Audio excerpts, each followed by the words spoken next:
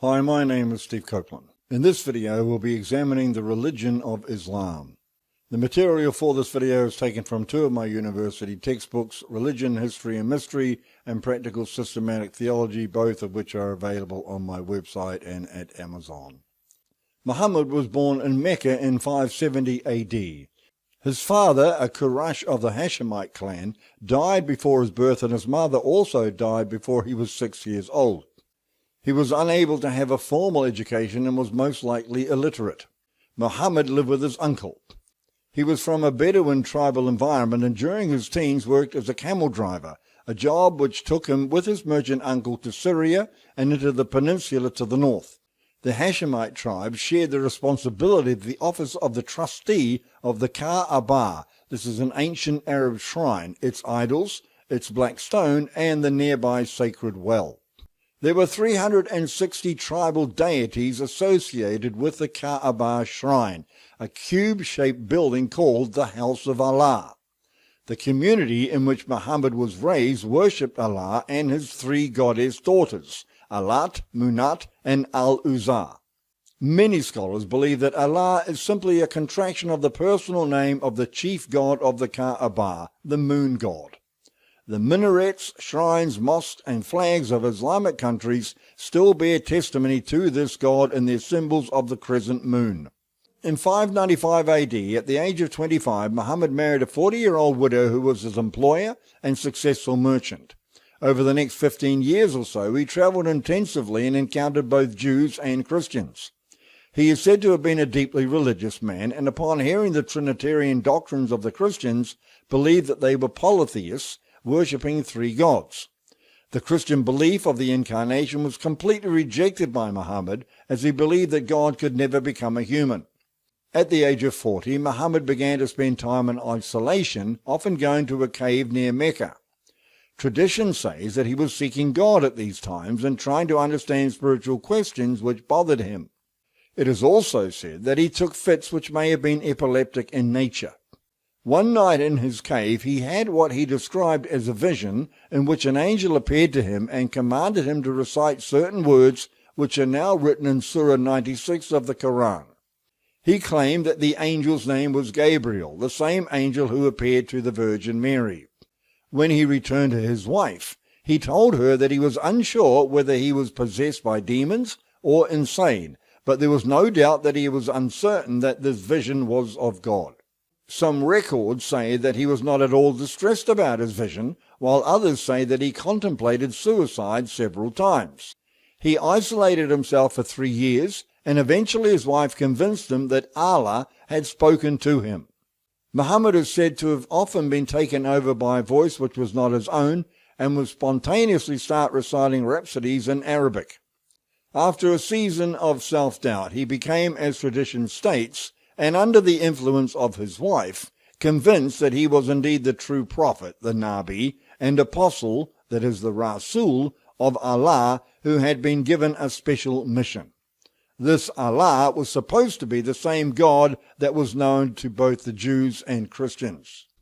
Consider that the root of the word Islam is submission, albeit Muslims would say a voluntary submission to God. The Bible, on the other hand, teaches that the greatest commandment is to love God with all your heart, soul, mind, and strength. Submission can be forced, but love must always be given voluntarily. Islamic history shows that the meaning placed on voluntary submission has always been to voluntarily submit or die. One might argue that Christianity in the Dark Ages adopted a similar policy of force. However, this must be recognized as in direct opposition to the New Testament emphasis on loving one's enemies and can never be justified within biblical scripture. Muslims who force submission on infidels are obeying the fundamental tenets of Islam. Christians who force Christianity onto others are fundamentally disobeying the gospel. Islam and Christianity have blatantly opposing theologies in this regard. A close examination of Islam's teaching about Allah reveals other facts which make this God completely different to the Bible's revelation. Although the Quran teaches that, quote, God is nearer than a man's jugular vein, unquote, there is no way to have an intimate relationship with him, as he is, quote, so far above every man in every way that he is personally unknowable, unquote. Islam also teaches that Allah is the source of both good and evil. He is Al-Hadi, the one who guides, and also Al-Mudhil, the one who leads astray. This idea is fundamentally opposed to the biblical character of God. In the early days of his mission, Muhammad preached against the social injustices and pagan worship in Meccan society. The leaders of this society were not pleased by his message, but Muhammad's rich uncle Abu Talib and the considerable wealth he had received from his wife afforded him protection. Muhammad took the sacred black stone to Medina and set it up there, preaching that it could be related back to Abraham. Both his wife and uncle died in 619, and he lost two of his most ardent supporters. However, he continued to gain a following. After the death of his wife, Muhammad married a new wife every year over the next 14 years, including the divorced wife of his adopted son. In the early 50s, he also married a 6-year-old child and consummated the marriage when she was only 9 years old. In the Quran, women are fundamentally a man's property, created to serve their husbands in whatever capacity he desires. After some 3 years, in 622, Muhammad and his followers went to Yathrib, which is now called Medina, from Madinat al-Nabi, which is literally City of the Prophet. This is considered to be the decisive moment of the beginnings of Islam and the year 1 in the calendar used by the Islamic world. After some time, Muhammad became both the civil and religious leader of Medina, continuing to win new converts to his religion. Then Muhammad hired mercenaries. He raised an army and he attacked the caravans of Mecca, forcing its surrender in 630. Arab people, like the Romans, believed that the gods fought on the side of the victorious army. When Muhammad's mercenaries defeated Mecca, the people decided to follow Islam. At the time of his death in 622, the Meccans and many Arabs outside of the two cities of Mecca and Medina had begun the militant religion of Islam. There are 5 fundamental obligations for a Muslim. Number 1, the confession of faith. There is no God but Allah, and Muhammad is his prophet. Number 2, prayer 5 times a day. 3, charitable gifts. 4, fasting in the holy month of Ramadan. And 5, pilgrimage to Mecca. The word Islam means submission to the will of Allah. And thirdly, Islamic Writings. The main source of divine revelation is the Quran, which is supposedly the words of the Prophet Muhammad. Secondly is the Hadith, which records the traditions and other words of Muhammad. And thirdly, the Ijma, which consists of the Accord of the Faithful, a body of law followed by devout Muslims. Taken together, these 3 represent the Sunnah, which is translated the path. The Hadith also claims that Muhammad was pre-existent and the purpose of all creation. Muslims will turn a deaf ear to criticism of Allah, but any criticism of their prophet is met with vengeance from even liberal believers of Islam. The prophet is more important than their God. Number 4, the spread of Islam.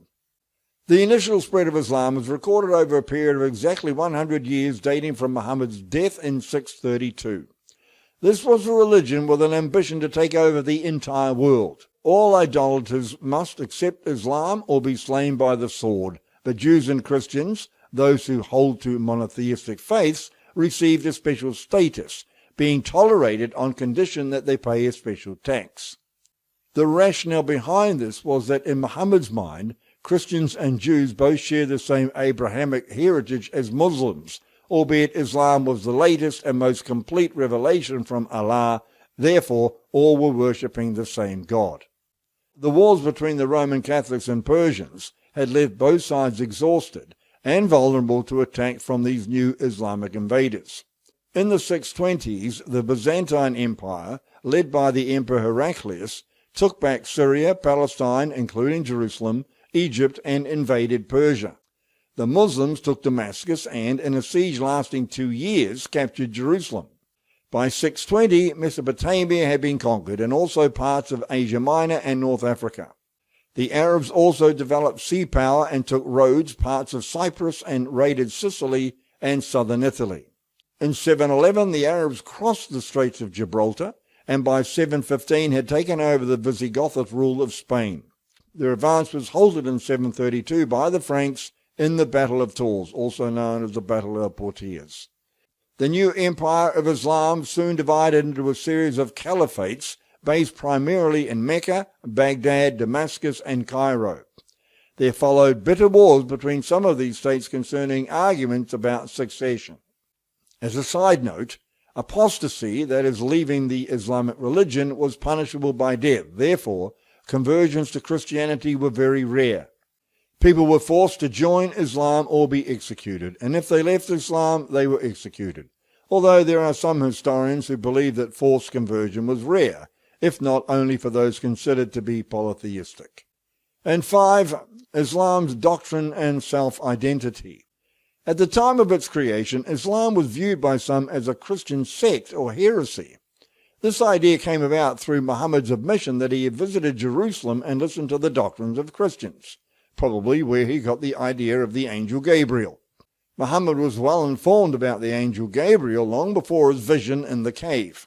In fact, Islam was closer to the doctrine of Orthodox Jews than Christians. The following are some of the major claims of Islam. Number 1, the oldest of religions since it claimed to originate in Abraham. Number 2, the purest of religions to come from Abraham. Abraham was neither a Christian nor Jew, but of a pure faith, submitting to Allah. In other words, Abraham was a Muslim. Abraham is said to have set up the Kaaba stone and established the rites of pilgrimage. Ishmael, Abraham's first son by the servant girl Hagar, is considered to be a prophet. Number 3, he received the name Allah from the archangel Gabriel. What about the Allah of the Kaaba, the moon god who was worshipped by Mohammed and his tribe?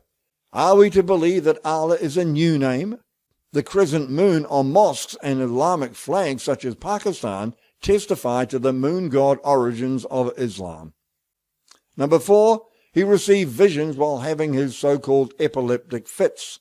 These fits only started after his concern about being possessed and only reoccurred when giving his so-called revelations. Number 5, Christ is only another prophet, but Muhammad is the last prophet. According to Islamic tradition, Jesus' crucifixion was not a real death. Christ never died but was taken up to heaven, where he waits to return and serve both Allah and the Muslim Savior, the Mahdi. Number 6, regulations for daily life but rewards in paradise. Pleasures which are denied in this world are given in the next. For example, Muslim men must not drink alcohol, gamble or fornicate, but in heaven he may drink to excess, gamble, and enjoy, quote, black-eyed maidens, all of which are mentioned several times in the Quran and Hadith as rewards. That which is sin on earth is a reward in heaven. Is this a schizophrenic God? Number 7, personal relationship with God is impossible. God is unknowable. If this is the case, no Muslim knows God, even Muhammad. Number 8, incarnation is impossible because God cannot demean himself to stoop to humanity. Also, God can never stoop so low as to have a son. Jesus, then, is just another human being according to Islam. The Bible claims that Jesus is indeed the Son of God and God the Son. Are Allah and Jehovah the same God with a different name? The answer is a definitive no. Allah has no son. Number 9, holy war is essential, and warriors dying in these wars receive the greatest pleasures in heaven. The end justifies the means. Killing unarmed infidels, even women and children, is honorable in Allah's eyes. And number 10, a very simple religion to understand, unlike Christianity's many paradoxes in doctrine. Now, by the end of the 9th century, 3 distinct groups have emerged. The Orthodox position, the largest group, depended solely on the Quran and traditional writings. The Messianic taught that there was a continuous flow of revelation by new prophets claiming to be descendants of Fatima, the daughter of Mohammed. The mystical tradition, the Sufis, sought for a personal relationship with God, something which was deemed to be utterly impossible by Muhammad. The Arab cultures thrived so much that in the 10th and 11th centuries, Arab scholars were the greatest philosophers and scientists of their age. Greek philosophy, including Aristotle, who was virtually unknown in Latin Europe before the 12th century, was translated into Arabic in the 8th century by Greek scholars who belonged to heretical Christian sects. The Arabic world of the Middle Ages was also known for its agricultural wealth and commercial prosperity, and its power resembling the Hellenistic and Roman empires in the size and grandeur of the cities at this time. And number 6, Islamic Eschatology, that is the theology of the future.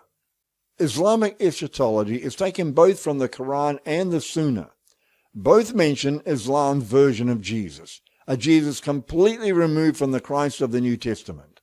For Muslims, Jesus was a Muslim before Mohamed. Jesus was just a man, a prophet who was never crucified. He never died, but was taken up to heaven where he waits for Allah to send him back. He will correct all the false teachings about him by Christians and give Christians an opportunity to accept Islam. He will destroy both Christianity and Judaism, establish Sharia law, and play a key role in the Islamic version of the Day of Judgment in the end times. Jesus will rule under the authority of the Mahdi, this is the Islamic Messiah, for 7 or 40 years, both of these are taught, will marry, have children and die, but be resurrected on the Day of Judgment. Islam teaches that there are 3 signs which herald the last days, each one connected to a specific person. The first is the Mahdi, the 12th Imam, who is believed to be in hiding at present. His role is to complete the worldwide domination of Islam and Sharia law. All who refuse to submit to him will be destroyed. The Mahdi's armies will conquer all unbelievers under their banner, a black flag which bears the word punishment. He will begin with the nation of Israel and establish his rule on the Temple Mount in Jerusalem. He will rule for 7 years, do great miracles, bringing wealth and prosperity to all who submit to Allah. He will arrive on a white horse, as described in Revelation 6:2. Indeed, this passage of the Bible is actually quoted. The Islamic Mahdi and the actions he is to fulfill fit the Bible's description of the coming Antichrist exactly. The second Islamic sign of the last days is Islam's version of Jesus. The role of the Islamic Jesus is basically identical to the person described in Revelation as the false prophet, the one who aids the Antichrist. Fundamentally, this Jesus will claim that he is the real Jesus and command all Christians to reject the traditional Christian Christ and accept him instead. He will worship Allah and order all Christians to do the same or be destroyed. Islamic teachers state that he will shatter crosses and slaughter pigs, symbolic language for the destruction of both Christianity and Judaism. He will also destroy the Masih ad-Dajjal, a one-eyed Antichrist figure who tries to deceive Muslims.